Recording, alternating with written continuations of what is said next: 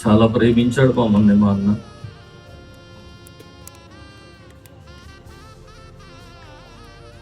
ఎప్పుడు కోపడటం కానీ తిట్టడం కానీ మా ఇద్దరి మధ్య మనస్పర్ధాలు కానీ ఎప్పుడు రాలేదు. చాలా ప్రేమతో ముందుకు వెళ్ళాం. మరి ప్రభు చిత్తానికి మేము సంపూర్ణంగా తల వంచాం. చాలా శ్రమ పడ్డాడు. ఆ శ్రమ మాకు కూడా ఇష్టం అవ్వలేదు.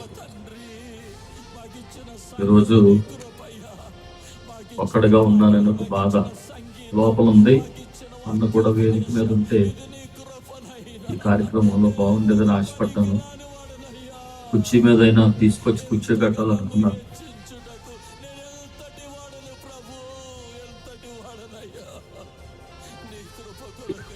ఏలూరు పట్టణం జ్యోతి బ్రదర్స్ ని ఒక సేవకుల్లా కాదు, అన్నదమ్ముళ్లాగా అభిమానించారు. మమ్మల్ని సొంత కుటుంబ సభ్యుల్లాగా చేరదీశారు.